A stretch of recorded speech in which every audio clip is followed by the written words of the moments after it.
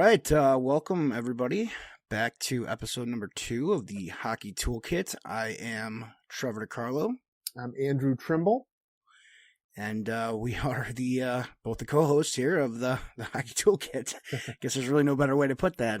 Absolutely. But, so today we got a pretty cool episode. It's going to be focused a lot on team culture.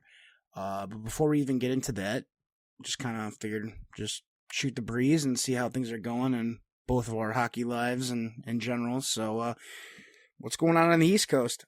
Yeah, the Wolves had a good weekend last weekend, and then we had a setback on Tuesday. We played a program down on the Seacoast. They came up to Laconia, and they beat both of our EHLP team and then our EHL team, which our EHL team has been in first place the whole year. So that was a little bit of a setback. So we had to have kind of some tough practices here, but it's gearing up for a big weekend this weekend and firing on all cylinders. But it's good to have those setbacks early. You got to.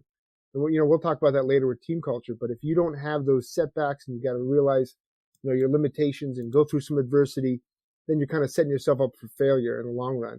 So, I'm excited about it. And then our younger teams are doing well. They got a bunch of games coming up here, and I don't know how they do it in the Midwest. It's probably a little bit different, but here on the East Coast, they'll have their playoffs for national bound teams in November. So we got 2 weeks before our teams, compete for the national tournament, and then they'll pause for a little bit, and then a lot of kids play high school, then they'll come back in the spring. Is that what they do out in Chicago?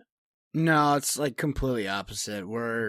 We just play basically our high school and our travel seasons. They run at the same time, so we got kids that have to choose between one or the other, which I think is asinine. I think that there's enough quality high school players out here that we could go to that type of thing, but we would have to restructure the entire boundaries, and then it's just, unfortunately I have to say, Chicago, it's there's a lot of money involved, and now all of a sudden you're going to be taking away ice time from clubs, from those coaches. So I honestly would love to see it go into that type of model, as well as what Minnesota does, but no, we don't have anything remotely like that.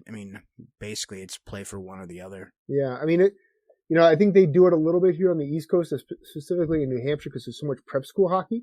So, a couple of programs are able to capture all the top prep players and put them on a team that may not have any practices, but they're top end kids. Yeah, and then they compete in the playoffs, and they get a national bound opportunity. But I liked it, where I grew up in New Jersey, people played high school and they played their travel programs, and you made it work. And, we had a kid in the EHL a couple years ago, Matt Brown. He committed out of our league. He was a good player at UMass Lowell. I think he transferred his junior year. And he played for the Rockets when they were in our league. He made his Division I commitment in our league, but then he also was tearing it up for Tenafly High School. Scored 3 points a game, and helped them get to the national tournament, or get to the state finals and all sorts of stuff. And you get the best of both worlds that way. You make it work. Right. Yeah. It's, again, it's a tough situation, especially, myself, I'm coaching obviously a 16U team. And I do have a player that is playing for what is basically a combined high school. So they play, basically, it's 3 local high schools within the same district. They combine to have a team, and we've got a whole bunch of those out here in Illinois. But long story short, he's also playing for me. So basically the deal was look, anytime we've got practices or games, we come first, and then your high school team, would be coming second. So, which is, probably backwards for some people or whatever, but it was more or less, okay, you've made the commitment here. And again, it's been totally fine. Everything's worked out well. But yeah, I knew kids that same thing. You go play high school, or you double roster, in some clubs they're fine with it. Other clubs they're not. Nope, you got to pick one or the other, which again, it's got its pros and cons as a coach. Yeah, there's the single most asinine rule in all of hockey history. You ready for it?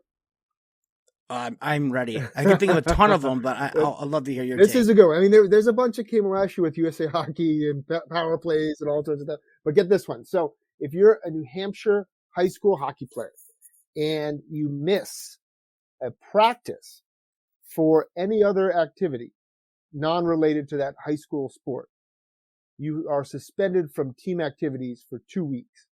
So let's say you are, let's say you miss a practice and you attend, let's say you're rostered on the New England Wolves and on your high school team, and you have an opportunity to go play in a Beast tournament, which has 100 scouts there.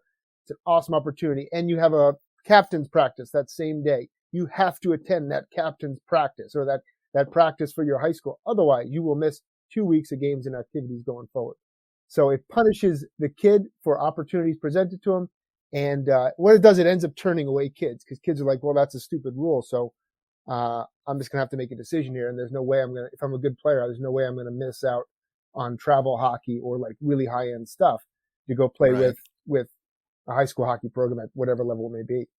No, we don't have anything like that out here right now. That's for sure. I mean, more or less, we're banging down the doors. We're trying to get the kids play out.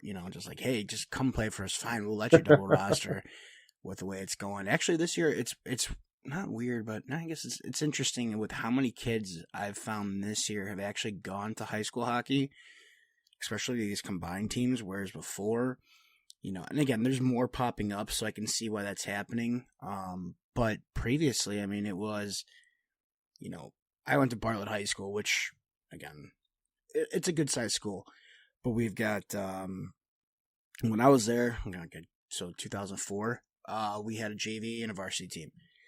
Now they don't even have enough kids to put together one single team. So now they're combined with those, with 3 other schools. But there's this huge shift now of kids going from playing club to going and playing in those high school games. And again, you don't go to school with all those kids. Yeah. So it's not like you're playing for your individual school. And especially out here in Illinois, unless you're playing for like, the New Triers or any of those like, Glenbrook North or any of those big time schools up on the North Shore, or a private school like Viator or Loyola. Like, it's not a school sponsored sport. Yeah. Half the time the school doesn't even like want to have anything to do with it outside of like, okay, yeah, sure, you can use our name.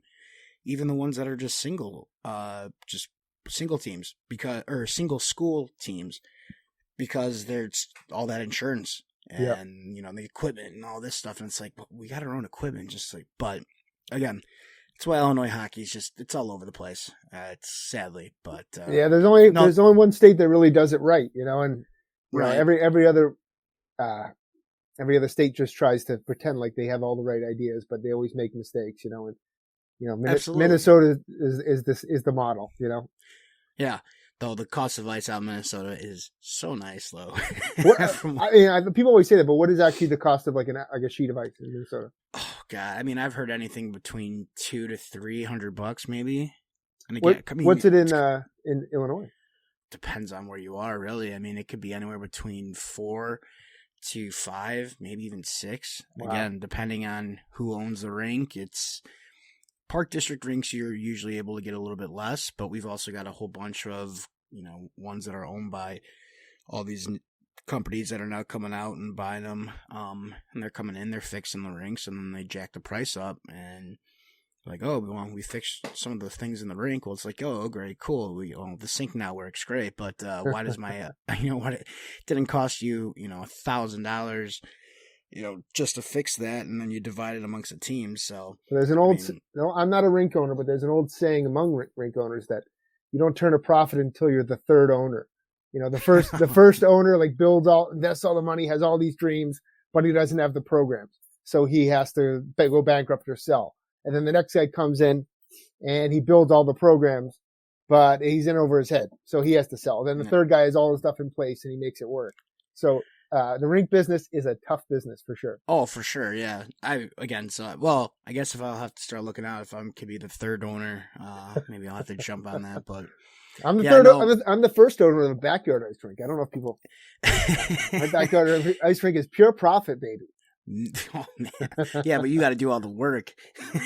Hey, you haven't been around my kids, man, and my wife. I'm out there all the time. It's a good thing they're not in the room when you said that. Yeah. Well, it's better than being the second owner of your own rink. Then you got issues, but yeah, for sure.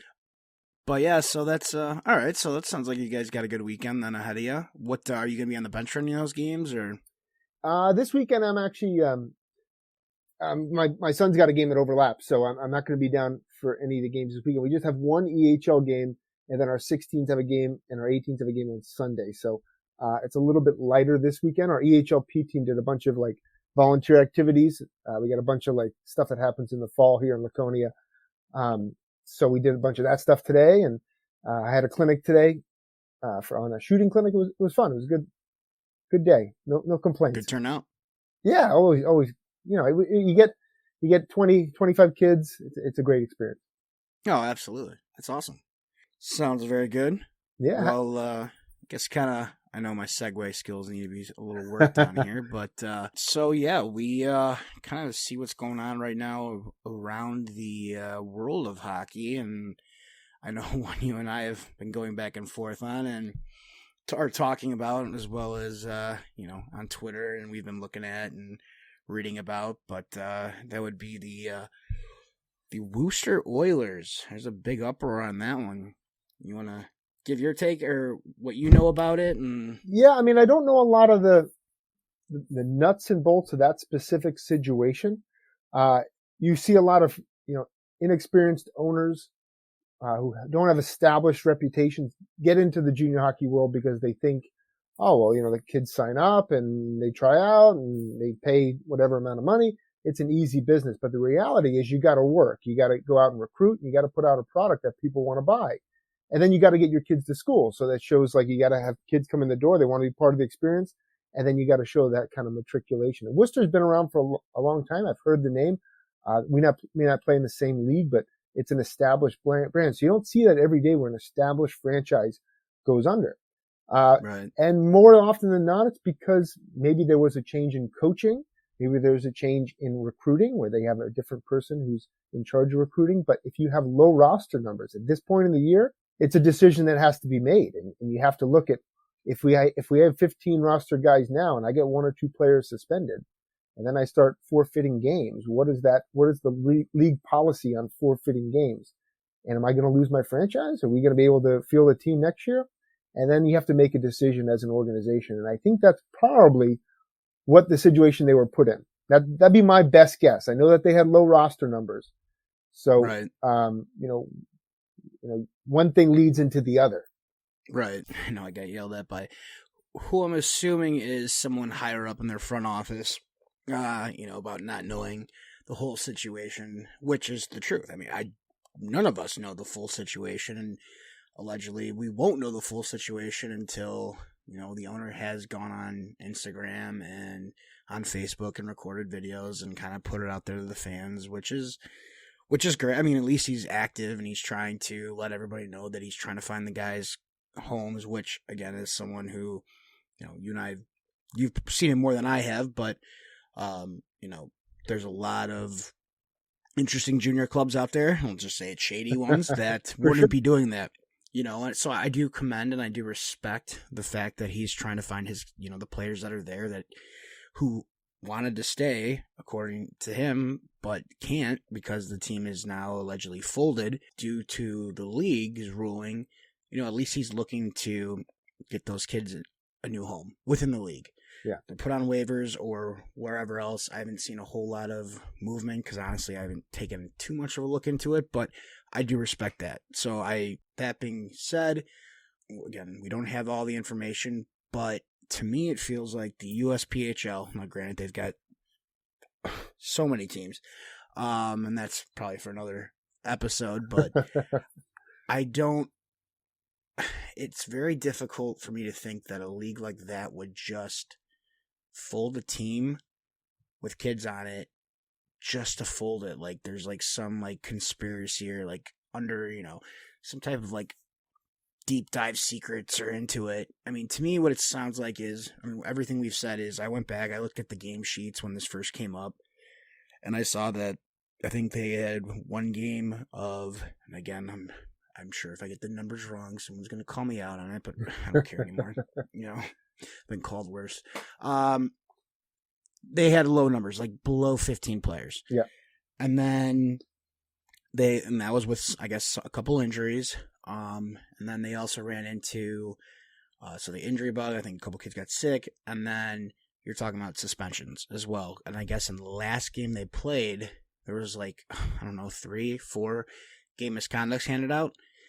So my feeling is that, and kind of you've alluded to it, is if you don't have a certain number by a certain point, you've got to do what's best for the players. And 1,000%. I'm not saying Wooster didn't do that for the players. Again, don't know the full story. Don't sue me. But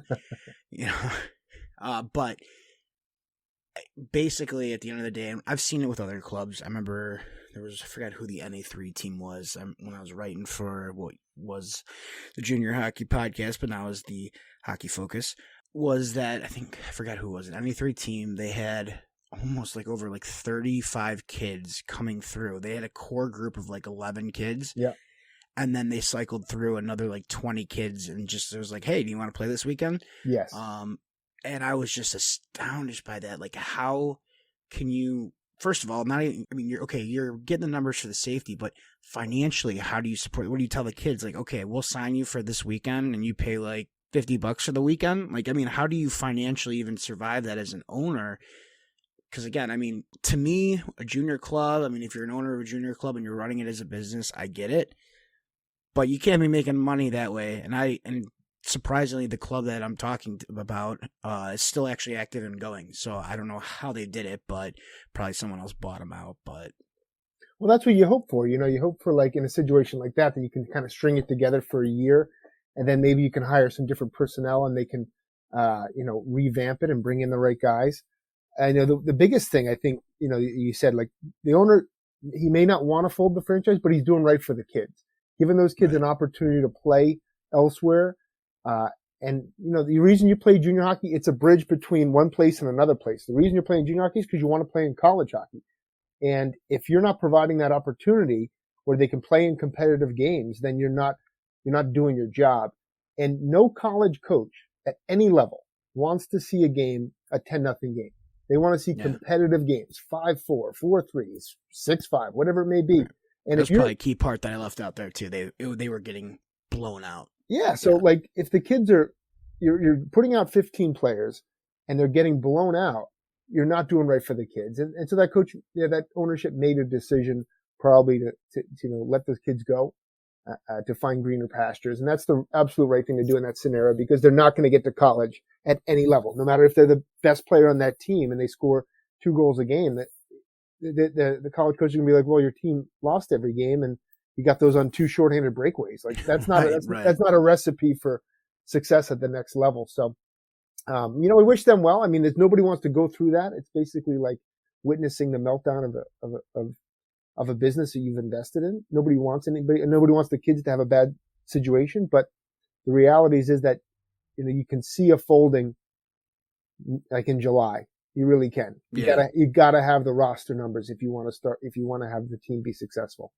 So when I was scouting for the Rochester IceHawks, we were borderline on that number at one point, and I remember just looking at all the transactions, like from the NA and all these kids that were getting released or whatever. I'm like, okay, let me just try and find a way to contact them, and just so we can get our own. And because again, their numbers went down. Now I don't believe they ever went below like an 18 skater 2 goalie roster, but again, I can't imagine. My U16, and again, we're not even playing, or 16U. We're not even playing at that high of a level right now, where, when I dip down to 14 guys, I'm like, this is not, it's not fun. And it's fast. We're going. Guys are getting injured. So I can't imagine playing with less than, being sub 15 players, which it looks like, according to these game sheets that I pulled up, they were almost at 10 skaters, I think, at one point. Yeah. So I think the league stepped in for the safety of the players. Now, again, as you said, Wooster's been around for a while. So I would hope that if the club and the coaches or the owners are able to show and prove, like, hey, you know what? We are able to, okay, this would happen this year, but I don't want to fold my franchise. I want us to be able to come back in 2023, 2024 season what do we have to do to prove that? I mean, I don't know how that works. Do you have any, have you ever seen that happen? I have, and there's certain situations where you can lose a franchise as part of a league's bylaws. If let's say you dress a 25-year-old, you put him in your lineup. That's dressing an ineligible and an illegal player. You could potentially lose your franchise on that. There also is in some leagues, and I know from personal experience, not that if you have a certain amount of forfeits in a given year, because you have to secure the ice, you got to secure the officials. Some teams take a bus, so the financial impact of those forfeits is not just you saying, "Oh, we can't play today." The other team is significantly impacted. So if you have a certain amount of forfeits in a given year, you lose your franchise, and that's a rule within a league's bylaws. So he could have found himself in a situation like that where if he folds now and does it in agreement with league officials, he potentially saves his franchise. And that just, we're spitballing there a little bit, but that could be a scenario. And again, look, we don't want to, they've been around for so long. I don't want to see them, if they've been around that long, and if it's been just a bad off season or just didn't work out, I mean, it happens for a lot of programs. Unfortunately, there's so many teams popping up left and right. The whole pond is just not as big as it once was now. So everybody's going after not even the big fish, even the small, tiny fish. So again, we've reached out. I feel like I've discussed, I don't know who specifically, but I feel like there was somebody up on the higher ups. Like I said, once they get things figured out, they'd be more than happy to kind of talk a little bit further. So I've given us, I know a few of the other platform shows here on the Hockey Focus. So we'll see. Very interested to see what happens, and again, we'll go from there. But absolutely, and I think that brings us to a good part with our team culture. And hitting that segue where we can talk a little bit about team culture. You're so much better than I am at that. I have a kind of a good story here. So you're a talent. You're the talent. Get out of here. I couldn't cross two wires to make a podcast work. That's all right. So the Laconia Junior Hockey. Laconia Leafs were a franchise that existed in Laconia for a number of years. They had some initial early on success in the late 90s, and then they became a really tough place to recruit and kids to play. And the year before I moved up here, they had a junior team in the old Atlantic Junior Hockey League that was 2-40. Terrible season. And then, things changed, and I'm not going to say it's, whatever. Things changed, and I came into a position where I could recruit under the New England Wolves, and our first year out of the chute, we had 20 wins, and we made the playoffs and did really well. But a couple years down the road, in 2018-19, which was the year we won the EHL Premier Championship, there was a lot of positive culture that I learned out of that season. And we played a back-to-back home and home against the Boston Junior Rangers in mid-November. And we lost we were winning in the third period on Saturday night, 4-2. And we had kind of a meltdown in the third period. And we ended up losing 5-4. And there was a defensive pairing that was like -2. And one of the kids after the game was like just, was really decimated his teammates. And it was a lot of it was on him. He was like -2 in that period. So I said, well, I kind of lost it. And I said, we're going to find out who really wants to be part of this team. And I think in terms of dressing players, I think I dressed 14 the next night and sat like 4 kids up in the stands. Okay. I think it's like bare minimum of the league rule of what you can dress, because I wanted to figure out who wants to be part of this team and who's going to be part of the positive culture. And the next night we played them in their barn and we won 6-5 in overtime. And then, that team went on to win the championship further down the road. But we found out what the core of that team was, who wanted to be there, who believed in that team. And it really says everything about the culture of that group of players. And I think that's a good place to start our culture discussion. For sure. No, I mean, that's a good story. Though if you were in the USPHL, they might fold your team for dressing those 14 kids. Yeah, I might never had that opportunity, Right, but I mean, we hear culture all the time, like, it's kind of like a buzzword these days. But so I mean, for you, how do you build your culture that you want with the Wolves? I think it's a shared common belief and a standard and expectation for your organization. That's the culture of your organization. It starts with standards and expectations. What kind of athletes do you want representing your uniform, representing your town, representing your team? And it's holding to those kids, holding that level of accountability at a high level.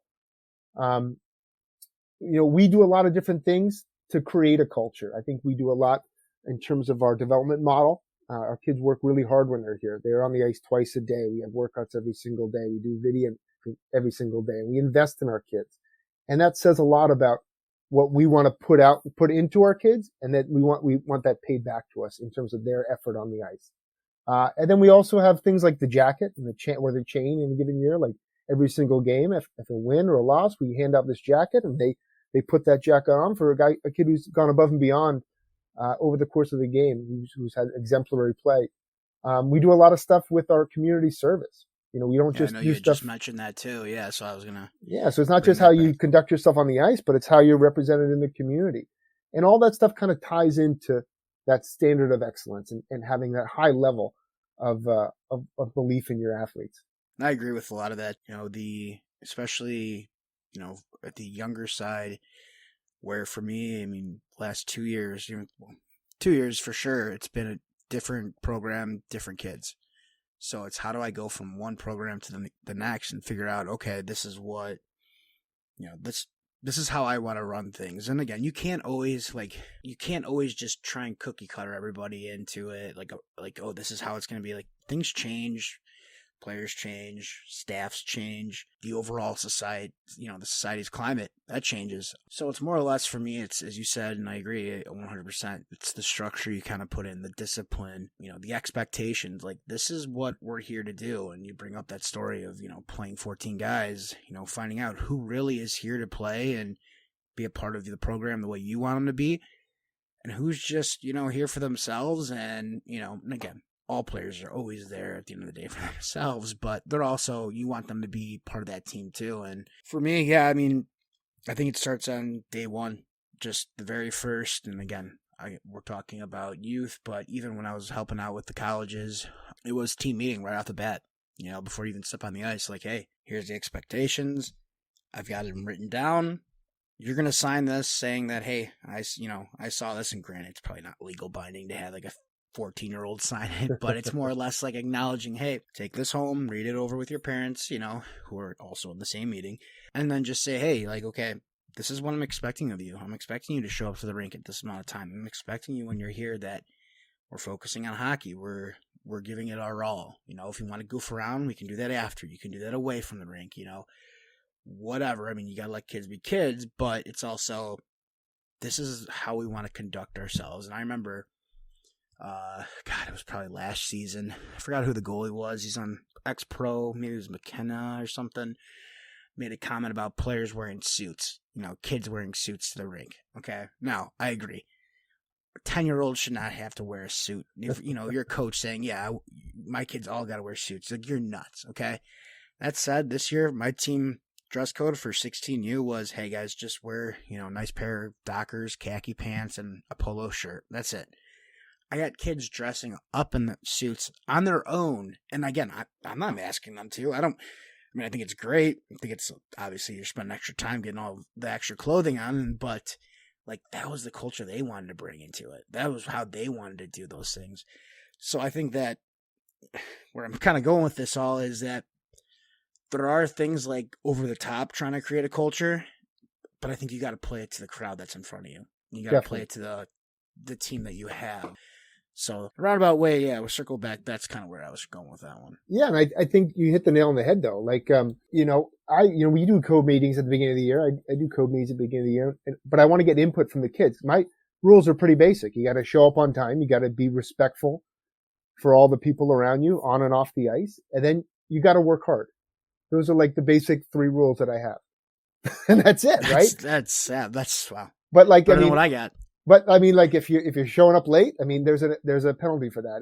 If you're doing things off the ice that you shouldn't be doing, there's a penalty for that. If you're not giving your best effort, somebody's going to take your job. So those are kind of the basic 3 rules we have. But when we kind of, curate that culture, we have those small meetings at the beginning of the year, and like we define what we want to wear, how we want to look off the ice, and the kids, if you're getting that feedback and that information from the kids, and they're saying, oh, we want to look this way. Well, now they're saying it on their own, so they're making the rule, not me. Right. But, and again, that's great that they're able.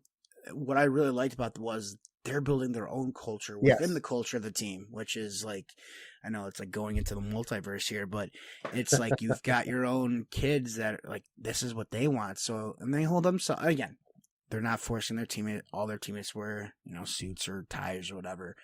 Just a certain group, and maybe they just like to look fancy, which is fine with me. Hey, Mark Messier said, you look good, you play good. So, but it works for me. So, do you, I guess we could probably keep that anonymous then, but any of examples of any, probably, let's say, clubs that you've seen that have bad cultures that have, just ended up in disaster? Generally, it comes down from the top. If you can see that, the coach maybe conducts himself in a way on the bench that, if he's screaming at the officials the whole game, what kind of messages is he relaying to his kid? He's relaying that, maybe he's not prepared for games and he's taking it all out on somebody else and he's placing blame on somebody else.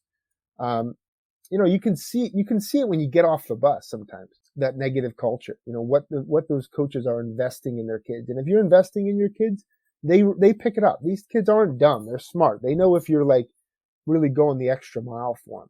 So I think that, you show that you want to do the little things right for them, they pay it back. Yeah. I know I've been like my own self playing bad cultures. I've had, coaches that just never put in like hey, here's the team rules or, this or that, which I think there was no accountability was the big thing, that which you could, again, see from off the ice. If there's no accountability, well, there's not going to be any on the ice. Maybe just some high school, year or two of high school, but outside of that, I can't think. Again, hearing the horror stories, of youth sports, you do hear about the clubs or the coaches that just bring a terrible culture, and that's why they're suitcase coaches. They jump from club to club, and that's why I'm like, all right, I've jumped between 3 clubs in the last 3 years. One of them was because I moved on from. One of them was too far away. I got Fast and the Furious outside here, probably.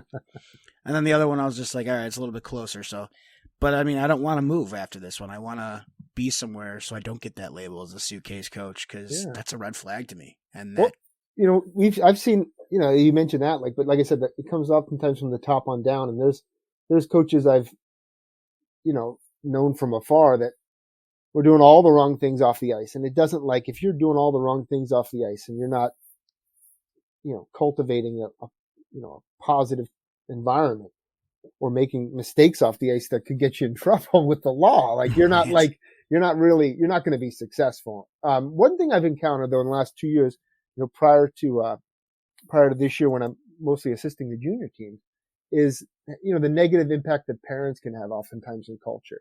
They can really undermine what the coach is attempting to do.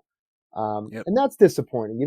I never saw that when I was a kid. Like when I was a kid, my dad took me to the rink and then he would go do errands. He just dropped me off, or, like it wasn't like he stayed around and watched every practice. The greatest hockey lockout, right? Yeah. Now you have parents who watch you on Live Barn, and if you're not wearing a helmet the whole practice, they'll, mail that into USA Hockey and get you suspended for 30 days. Or like they'll, I had a parent one time who, there was one point in the season when he was emailing me 3 or 4 times a day about updating the stats on elite prospects. And it's like, I have other things to worry about. If I'm worried about just this one thing, and it's about your kid, there's 20 kids in this room. Like there's 20 kids I'm trying to get to the next level. Like I can't just be focused on the elite prospects update, So there's things like that where like coaches, where the parents, they undermine what you're trying to create. Right.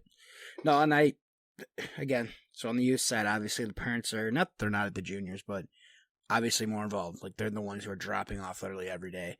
the ones who are telling you if little Billy's sick and stuff like that. And over the last 10 years, I won't use any of the last recent years, clubs that I've been with, not to piss anybody off.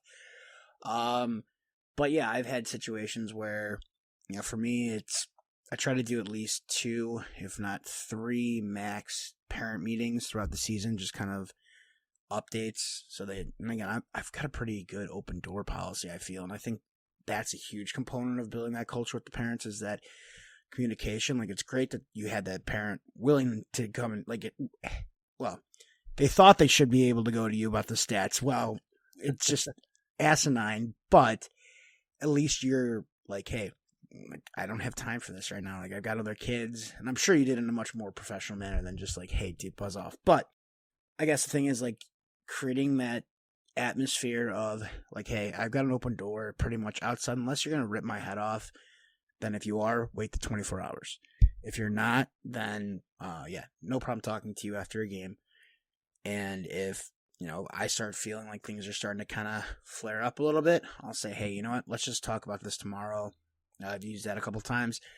It's worked. A couple times it hasn't, and just escalated things. So it's like, great. All right. Well, I guess I was throw that rule out the window, but I do the team meetings. And I open it up. I say, hey, this is what we're working on. This is what we're doing. This is what our focus has been, and then I give them, let the team manager say whatever they want, like, hey, we need more money in the slush fund, or we're going out of here, we're doing this, that, whatever. And then I'll usually open it up for just an open forum. Like, do you guys have any questions, comments, concerns? And the years that I have done that, I've found that the seasons and the parents were much more, I would say, more positive, I guess. It would be for lack of a better term right now, more positive than negative, where in the seasons that I haven't, it's allowed things to fester. Yeah. And if those problems fester, that's not only going to go to, problems for me as a coach or the director later, but it's also for the kids, because now mom and dad are pissed off. And who's going to hear about it? Well, the kids are going to hear about it, and then the kids are going to pick up on it, and the kids are going to then take that into the locker room. And, oh, my dad says this, or my mom thinks this, or they're just going to say it as if it's their own. And again, when you've got all these kids hearing these different things, whether they're true or not, most are going to believe their parents. So I agree that it's definitely that's a key part of the culture too, especially with these younger ages, and just all ages that we're working with, youths and teenagers. Yeah, for sure. One of the most impactful things anybody ever said to me was that, I'm not raising kids to be their best friend. I'm raising kids to be good adults. Right. And I think that everything funnels up. Everything's a lesson at each level. And when you get to junior hockey, when you get to college, those relationships really change. And, that Nick Saban clip where he says that he's looking for a couple things. He's looking for the right guys on the bus. He's looking for guys to find the right seats. And he's looking for the guys he wants to get off the bus. Hold on, you mean this clip here? Let's see if it plays. And the big part of being a team is you have to be able to communicate with other people, and you have to work with other people. And you can never have any team chemistry for this reason. Mediocre people don't like high achievers, and high achievers don't like mediocre people. So if everybody doesn't buy into the same principles and values of the organization and the same high standard, you're never going to be successful. Just like our spring practice right now. You know what my goal with spring practice is?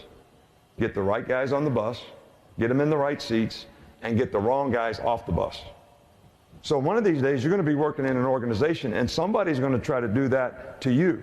So which one of those people do you want to be?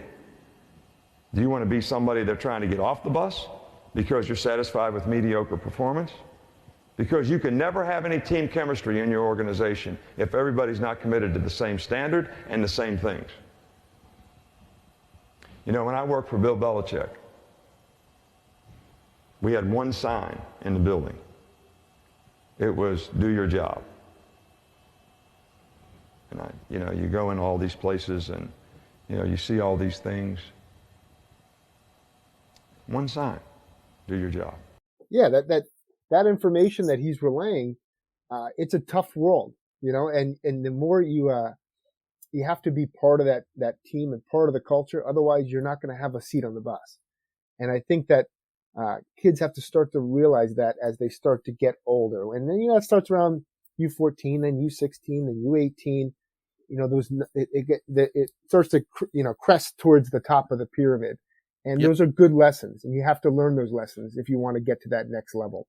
I mean, but not only in hockey, but also in life in general. I mean, I don't want to work with people that are going to be, that are not high achievers. I mean, if they're going to be negative the whole time, granted, I'm one of the biggest pessimists in the world, but I'm sure there's someone's like, hey, Trevor, that's you darn. But, sorry, go ahead.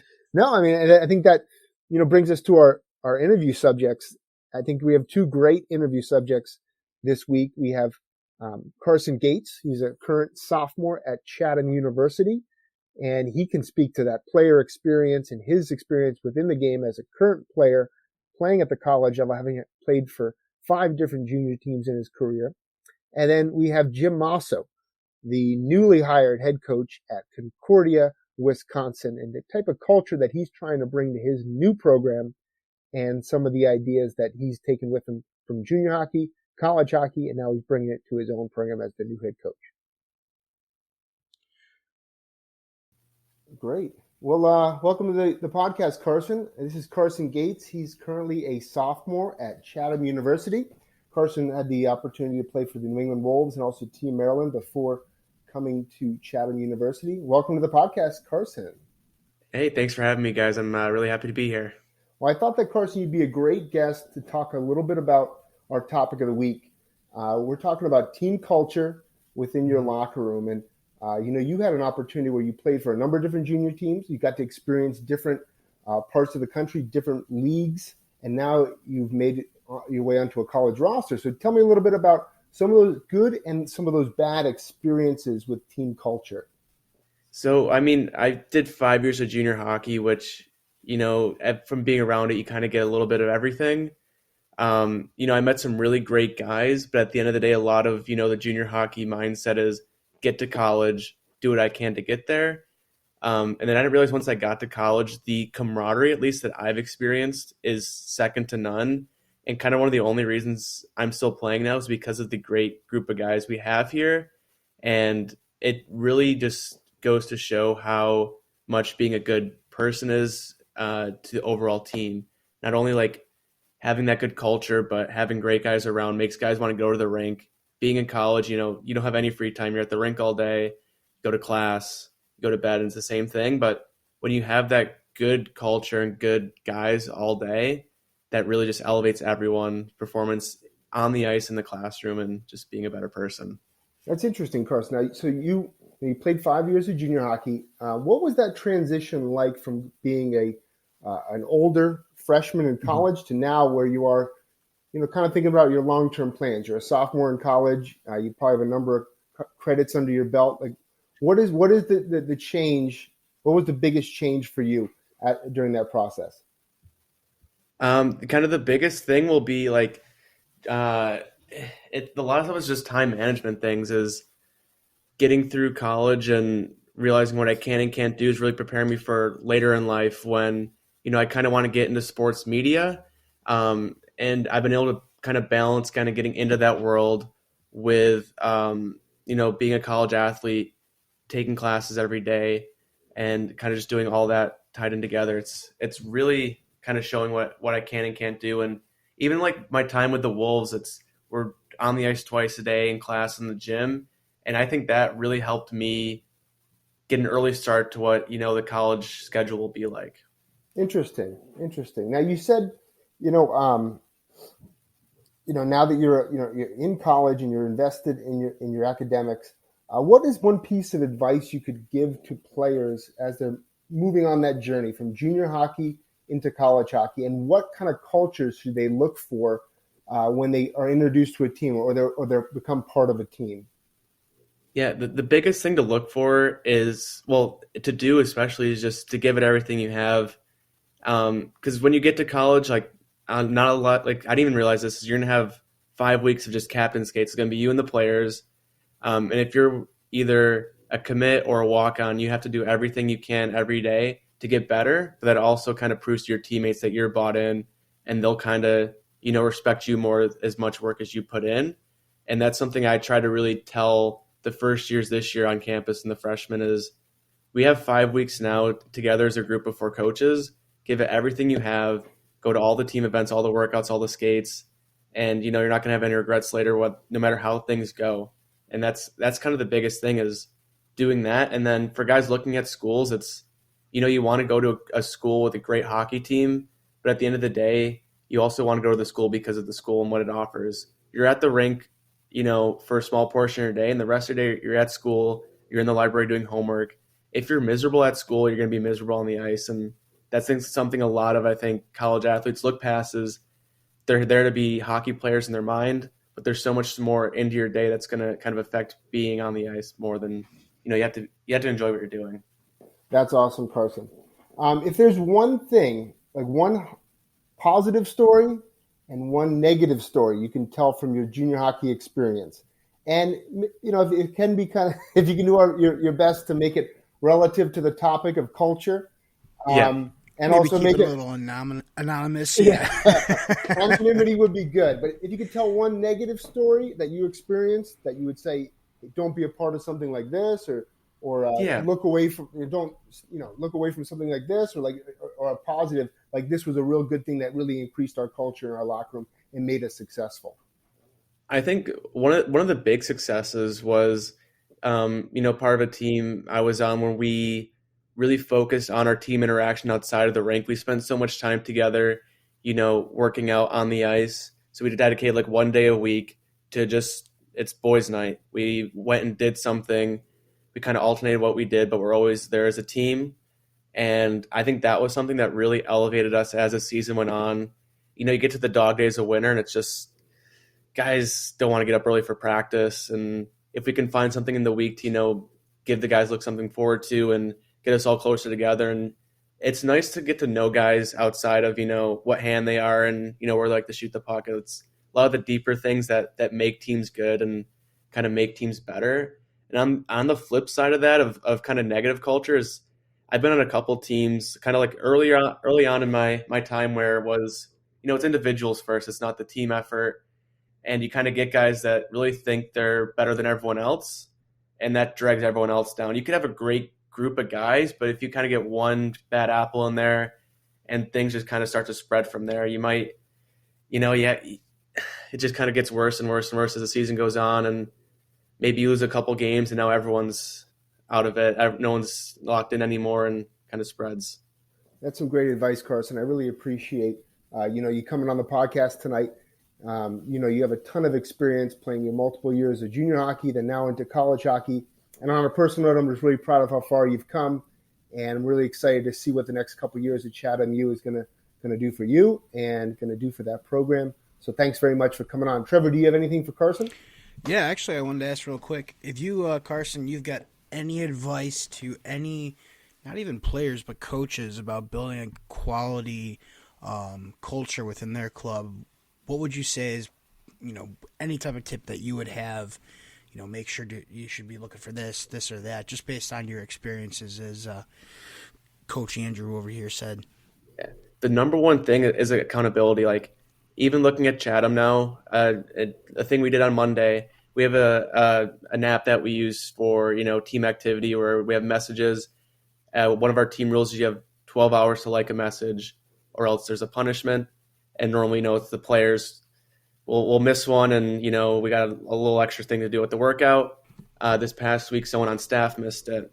So the coaches skated at the end of practice, and, just really small things like that to show that, yes, there are coaches, but they, listen and follow the same rules that we do, really makes the players buy into everything that they tell us. Like, system stuff, rules, we believe so much more because it affects us, but also affects, our coaches. And that's something really important to us. That's awesome. No, that's great accountability. I don't know how much I'd want to skate, so I'd have my phone blaring with notifications when I needed that on. Yeah, it makes us a little more worried when we miss one because we made them skate. So hopefully, we just got to be a little bit sharper now for the rest of the year. Absolutely. Well, yeah, definitely. Thanks, Carson, for coming on, and we definitely appreciate it, and best of luck this season. Awesome. Thank you so much. Thank you, guys. Thanks, Carson. So welcome to the podcast. We have with us Jim Mosso, the head coach at Concordia, Wisconsin. Congratulations on the new appointment. Coach, and welcome to the podcast. Thanks. I appreciate it. Thanks for having me. You know, our topic of the segment here is on building culture within your organization.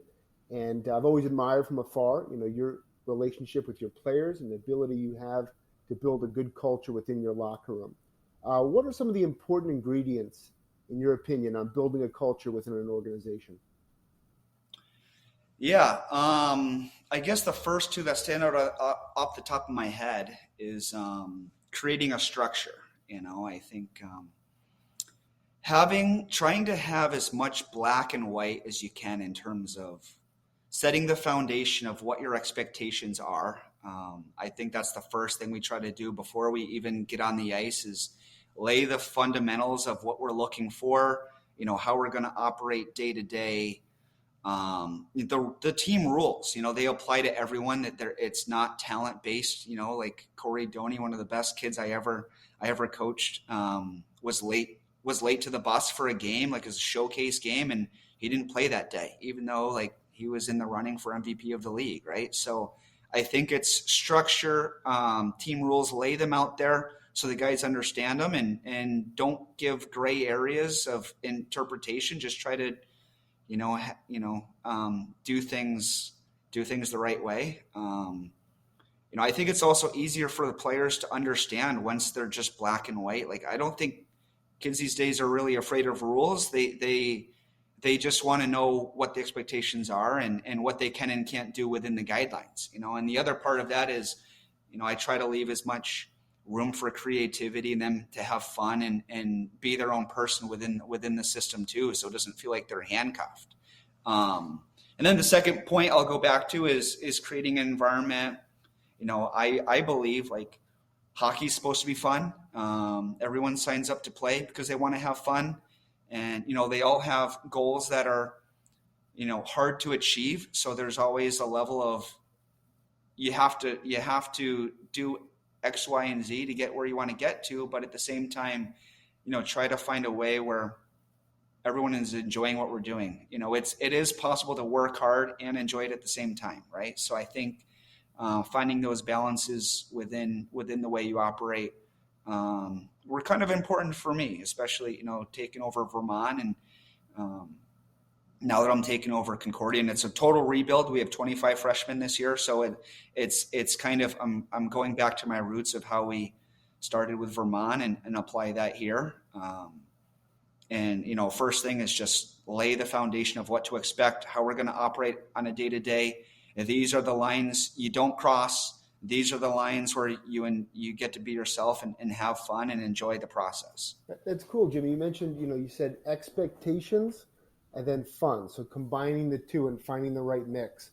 Do you find that there's any difference between a junior athlete, a junior hockey player, or a youth hockey player compared to a, you know, college athlete, an NCAA athlete, more of a man? Is there a difference in those expectations and fun, or is it kind of just a maturing of the process? I think not much, actually. You know, if I were to coach a Pee Wee team versus junior team versus college team, I think some of the details of what I'm teaching may be different, but I think, you know, my approach to how I run a practice and how I communicate, I think are the same. I communicate directly. I have fun with the guys. Every once in a while I'll jump in a drill and try to score on a goalie and you know, celebrate and, you know, to play a little bit with them. You know, like my practices start with a game, you know, whether it be a cross ice 3v3 or maybe a full ice 3v3. Like, you know, in juniors now, there's a lot of overtime. That's 3-on-3. College, same way, overtime 3-on-3. I'll play a power play game where the white team has 7 minutes to score as many power play goals as they can, and then the blue team gets 7 minutes as power play as many minutes as they can. And, you know, on one hand, it's you're starting off practice with a game, so guys are having fun. It becomes compete oriented, which sets the tone for practice. And on the other hand, I get to see guys in situations where when we get into an overtime, or, you know, when I want to figure out who can play power play, they're showing me those things too. That's a great point, Jim. Like, I think that a lot of coaches get so motivated on new drills or focused on what is the next big drill or what's a great drill, but putting players in conditions and environments and game scenarios, that's the name of the game. And making kids compete in different scenarios is really critical to not only setting up a practice, making sure they're coming onto the ice ready to compete, but also finishing that practice with some level of fun. Yeah, I think, I would say, especially looking back at my time in Vermont, because I was there for 6 years, but, I would say our teams had a lot of success, and I would attribute a lot of that to not necessarily having the most talented players, but creating a day-to-day environment where guys are competing and guys, every day they're trying to win. And it also creates an environment where guys just hate to lose, right? So those we'll have a couple different games throughout practice where there's a winner and there's a clear loser, and the loser has to do like 2 or 3 minutes of skating. It's nothing that's going to really bag them to where they're not having fun anymore, but it sets the tone of we're playing for something, and the winner gets to kind of sit there and watch, and the loser has to go up and down a couple times and feel like they lost, Absolutely. And I think we've created an environment where guys are, no matter if it's a drill, like we'll do a 3-on-2 drill, and the forwards have 10 minutes to score 10 goals and the D have 10 minutes to not give up 10 goals, right? So I think just creating an environment where there's a competition in every way possible. That's fun, but they're also doing things with an intent, with a purpose, and they care about the result of what's happening. That's great. Like making things accountable. That's definitely a big word that's commonly used by a lot of coaches, but really how do you implement that in your practice? What does that accountability mean? And that's a great example you give. One of the things I was always most impressed with programs that you've run is player retention. If you can get on the road and you can recruit, that gets proven by the product you put on the ice day one. But what does the product look 365 days later? Do those players want to come back to you? And I think, that comes down to a lot of culture. Is it an environment where they feel they can get better? They want to be a part of, they want to be part of your success. And you did a really good job of that. What would you attribute some of those attributes for? Like, why would kids come back to the Vermont Lumberjacks or UNE, or why would they come to Concordia, Wisconsin? Yeah, I would say a couple things. It starts with recruiting, and when I recruit, I speak to the whole family, not just the player. And a lot of that is very honest conversation. And sometimes that looks like, hey, like you might not start in the lineup right now. I see you as a role player. I see you as a player where you're starting here. Your ice time might look like this, but I'm looking at these traits that you have that I can build into where you can get to a role such as this, right? And I kind of talk about that particular player, and I think we talked about setting expectations. That begins in the recruiting process, so they're not coming in and there's 25 stalls, but there's 45 guys that show up, and next thing you know, like you may not be on the team, right? Like you get there, and some coaches promise that you're going to be the first line power play, and you get there and half the team was promised first line power play, right? So like I think it starts with setting a set of expectation of how things are really going to be. So when they sign up for it and then they get the experience they signed up for, I think more often they're going to be happy with the result. And then, I think, once you get there, it's about building a brotherhood. I think we start with respect, right? So the first day of practice, we start, before we do any drills on the ice, we start with learning how to stand for the national anthem, right? And I know our teams have always done that specifically. But for us, it's about teaching respect on day one and in the first drill. And it applies to within the locker room, on the ice, how we treat other people. When we go into restaurants, are we holding the doors for, men and women that are walking in and out rather than crowding the lobby? I think we go out of the way to try to teach the respect and how we treat each other. And, guys that aren't good teammates don't get to play, and I think once you create a culture where if there's 25 players on the team and 23 of them are really, really good people, the two guys that aren't good people either get in line and follow along and become part of the group, or the group kind of just pushes them out, or maybe they don't feel like it's the right fit for them and they end up leaving, and every year it's some years I've had the same exact team in the beginning of training camp to the end. And some years it's had one or two guys choose to leave on their own because they weren't necessarily the right fit. But I think once you get those pieces in place, it's kind of easier to maintain it than to build it from scratch. Absolutely. Now, to kind of sum up, our segment here, Jim, what is one piece of advice if you could give to a coach who's starting a program and wants to do it the right way? What is one piece of advice you could give to a coach?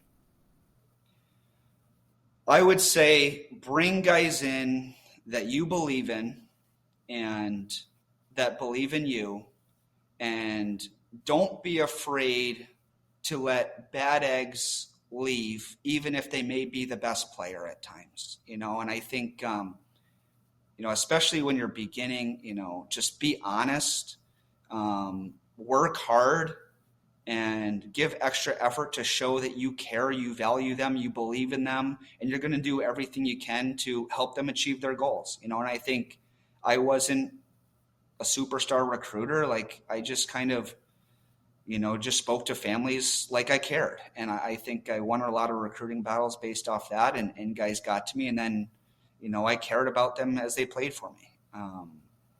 And like I said, it's, try to do your best to set expectations. You're going to get some things wrong, but if you're trying hard and you're honest and you're upfront, I think that comes through, and you can make mistakes along the way, and the guys are going to still follow you, so. That's great advice, Jim.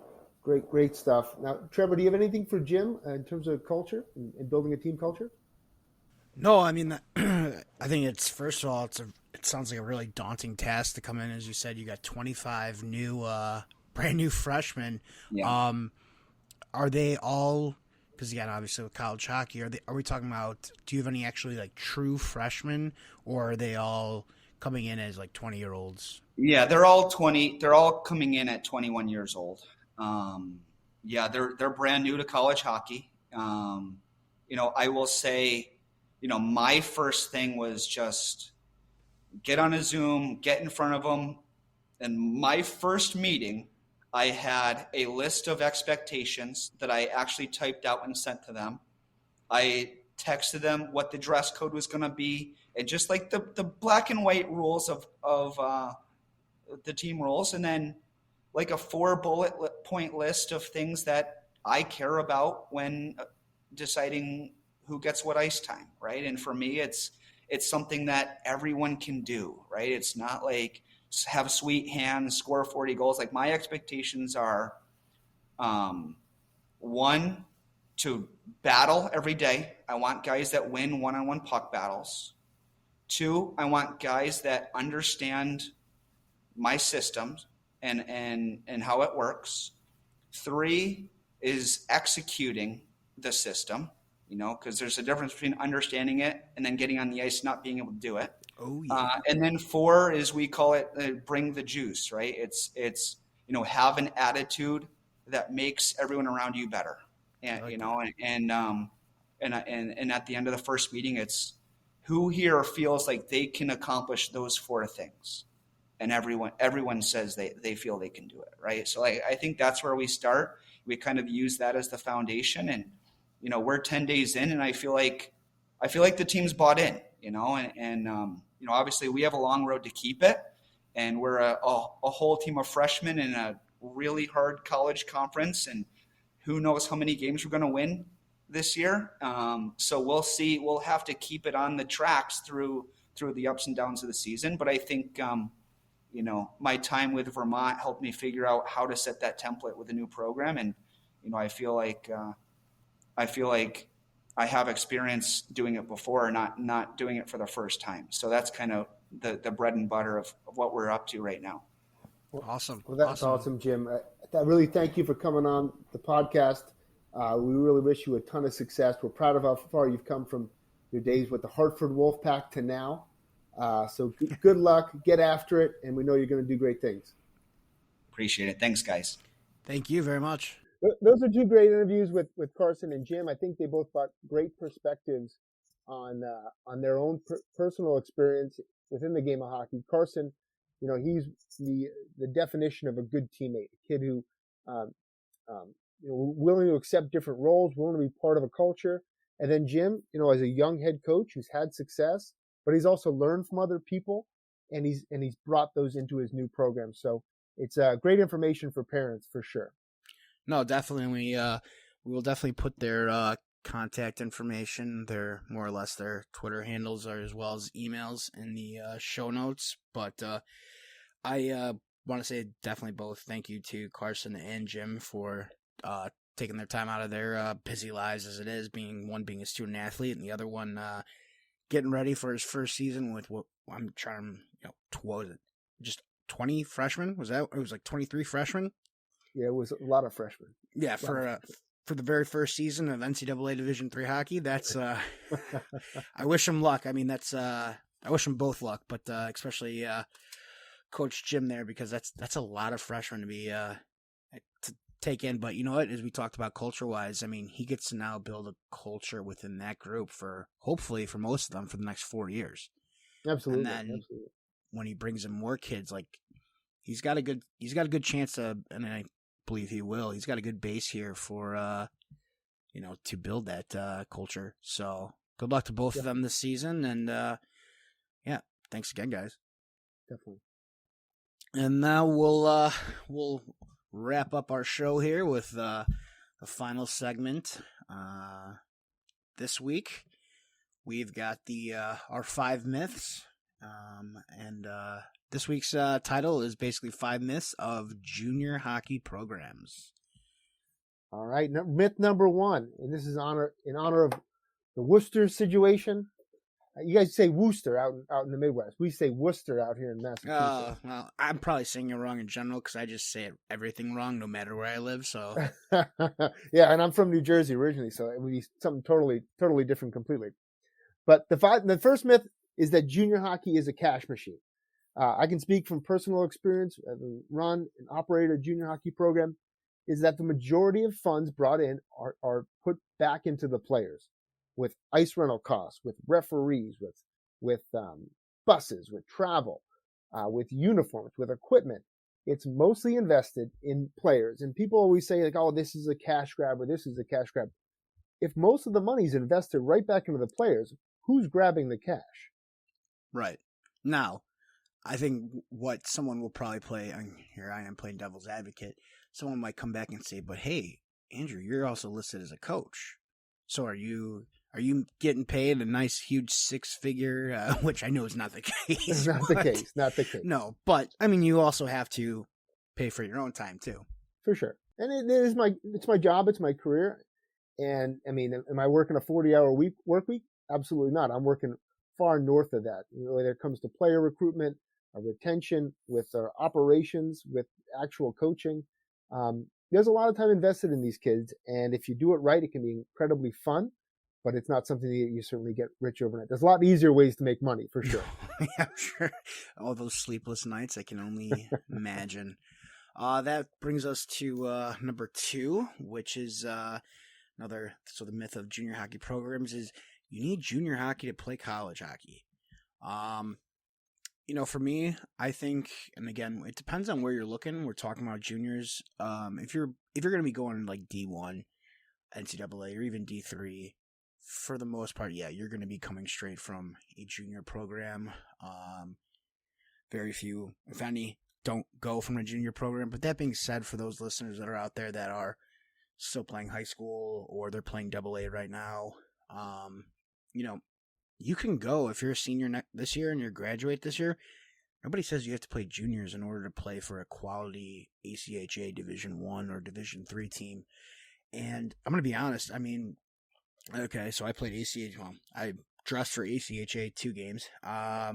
not so much played, but the quality that I've seen at the ACHA club Division I level, some of those teams can flat out play. I mean, these are kids that probably for grades, some of them, not all of them. I don't want to insinuate that it's the case, but for some, I'm sure that it's grades, money, but some of these kids teams can really play and probably give some of these, not even probably, definitely give some D3 teams a run for their money, or even give, clean their clocks. Yeah, I would say that I agree with you. And I think that kids really need to take a look in the mirror about what their long-term ambitions are. And you should really choose the school for what your long-term ambitions are. Like you shouldn't, we have so many kids who we recruit and they're like, I just want to go to school to play hockey. And that's like, there is a life after hockey. You have to find out what you want to major in, what you want to have a career in. And a lot of those kids, you can, go to the high school level right into ACHA hockey. And I would say that when you make a college decision when it comes to hockey, there's a very big gap in what the ACHA experience can be. Some of those experiences, like when you look at the University of Kentucky or Lindenwood over the last couple of years, that is run like a Division I program. They have fans. It's a first class organization. It's a first class experience. Then other programs are basically intramural or JV programs. So there's a very big gap in what the ACHA experience can look like. But if you're a player who wants to go right from college hockey or right from high school hockey and you're committed to your academics on a different level, it might be a good idea to explore some of those ACHA options for sure. Right. I mean, one of the sayings, I forgot where I was at. I think I was actually at the old, was it 5-hole showcase out in Indiana that they used to run, and I don't know why I was up on a panel. I think I was just sitting there holding the wall up, but I was part of the panel, and they, I forgot. I think it actually was Bill out in Santa Bonnie said, basically it's just it's not a race, but it's basically all roads lead to men's league. It's just who can get there last, essentially. So, and as we talked about that pyramid, as you go up levels, the game gets faster. It gets more and more tighter. I mean, it's so much more difficult. So at the end of the day, when you're going to college, I 100% agree that you need to, okay, you want to go for hockey, but make sure you're looking at the school aspect of it too. Because at the end of the day, you're a student athlete. You're not getting, they're not paying you thousands of dollars to go to play hockey at the University of wherever. No, that's professional hockey. This is school. Now I'm sure you could get now with all those national whatever contracts and stuff that they got going on out there. But at the end of the day, you're a student athlete, and student is what comes first in that whole thing. So absolutely. That brings us to myth number 3. And you hit the nail on the head in the previous segment. You said players are like professionals, and that's the myth. Players are not like professionals at the junior hockey level. There is so much more you have to learn at the junior level if you want to get to college hockey, like NCAA hockey, that the professionals don't have to learn. Professionals already have a well-rounded tool set. They also have, they're mature players, whereas we're usually getting a kid out of high school or out of AAA, and he's coming from a youth hockey experience, and he's got to learn how to, different penalty kill systems. He's got different power play systems. He's got to learn how to play and compete for pucks every day. And he's got to learn a hard practice regimen. He's got to get stronger. He's probably going to grow 2 or 3 inches in that, 17 to 20-year-old range. So players are not like professionals. There's more they have to develop in that 3 or 4 year window than a professional would ever have to develop. Yeah,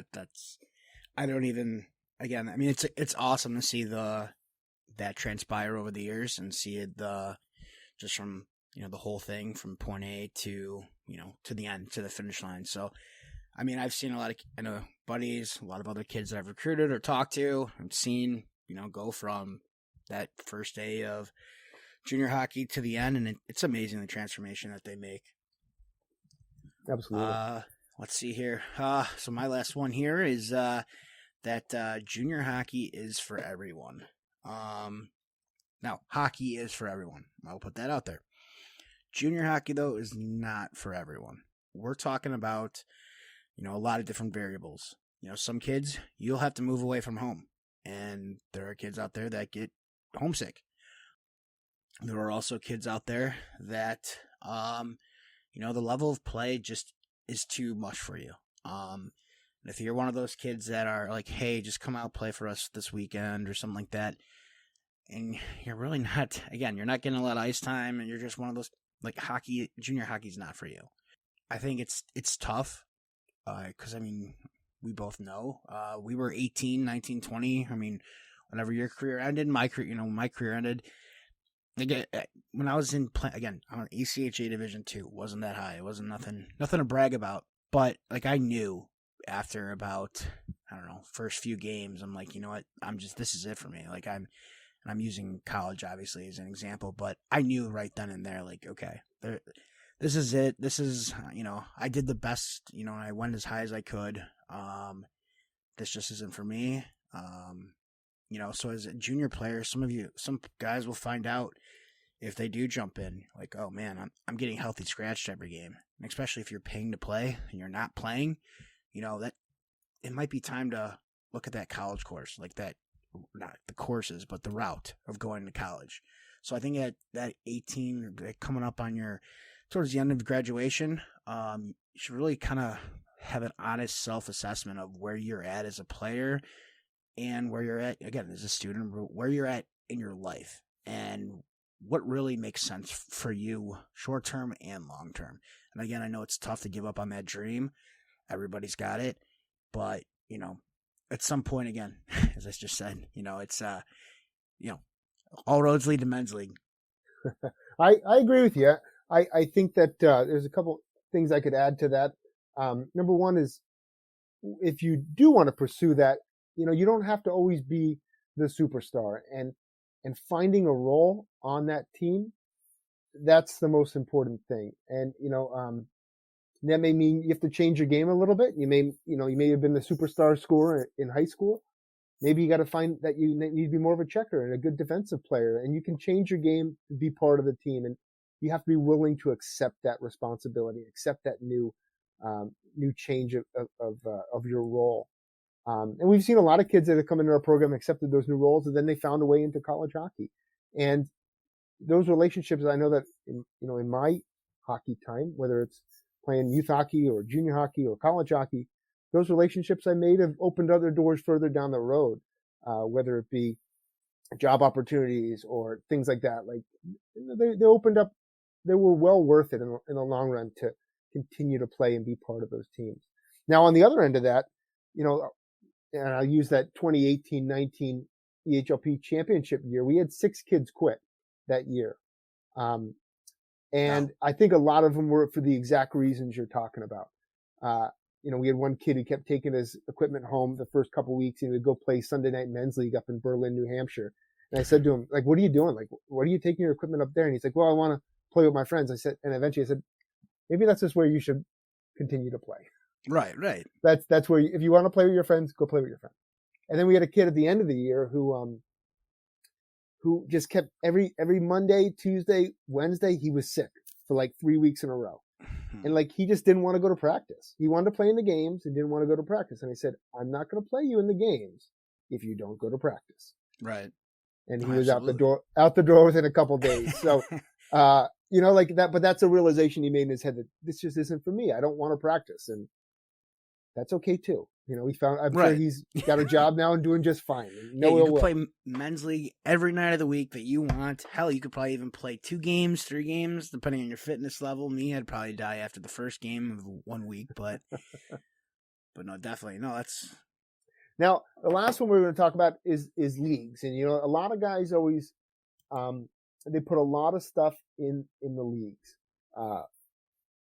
The league matters really hugely to them, and we get this experience in the EHL a lot, because a lot of kids will lose a kid to, the Northern Ontario Junior Hockey League or the OJ. Even though we put more kids into college in those leagues, they're defined up in Canada as Tier 2, pay to play. And whereas, up until we left USA Hockey this past year, we were defined as Tier 3, but we're putting more kids into college than those leagues. Right. So it's always like you get these advisors say, "Oh, my kid wants the tier 2 experience. He's a tier 2 player." But if the pathway doesn't lead to the end goal, if you're getting to college hockey, then what are we talking about here? Like, what are we talking about? It's like buying a really fancy car that just sits in your driveway. Right. Like, it doesn't matter. You got to get from point A to point B. So that's I would say, like, people who put these overemphasis on the alphabet soup that is junior hockey, go to a place that can develop you and get you to your long-term goal. That'd be my advice. Oh, absolutely. You've been in the showcases well more than I have, and when you show up and you're repping a NA3 team or a USPHL, premier team, and the kids, every single one of them, oh, I want to go to the NA, or I want to go to the NUL, I want to play, I'm going to do this. I'm like, oh, are you? Because would you rather be, don't get me wrong, would you rather be playing for a good tier 3 club and be getting quality ice time than sitting or not even playing, being scratched as in a tier 2 league somewhere? And again, most of those kids anyways, they get funneled down as it is. But yeah, you hear it all the time. And again, I think it comes back to that honest self-assessment of, where am I going to really play? Where am I going to get the most out of it? And again, I've always told people when I've had parents ask me, even kids, like, hey coach, what do you know about this team? Or, this, I get this email, and part of me is like, well, yeah, everybody that they found that on that email list has got that email. But I go, I'm still getting those emails to come try out, and I'm 25 at the time. But well, I think actually, just so you know, I think I coached with Tim Kuhns, and he is an NHL draft pick with the Carolina Hurricanes. He was on Boston College's 2008 national championship team. And last year he got an email to go to a tryout camp for the Charlotte Rush, I think. So that was interesting. So, they're out there. Right. So it basically, it's not always the best league. It's also the best program for you, because there's a lot of, again, there's good leagues out there. And again, but if the team's not moving and they're not advancing players, if they're not, you're not getting as much ice as you possibly can in the training and all that stuff, because let's be honest, there are some teams out there, leagues, that are allowing teams to just kind of do whatever they want. And you might be getting, for the same price, something different in League A than you would be in League B, or within League A, you'll be getting something different than you would on Team 1 to Team 2. So I've always told players, hey, if you just do your research on the team you are looking at. Definitely. Make sure it's somebody that's moving players up. And again, we both know you might not be a player that moves up, but make sure you're doing your research. Are they advancing kids to colleges?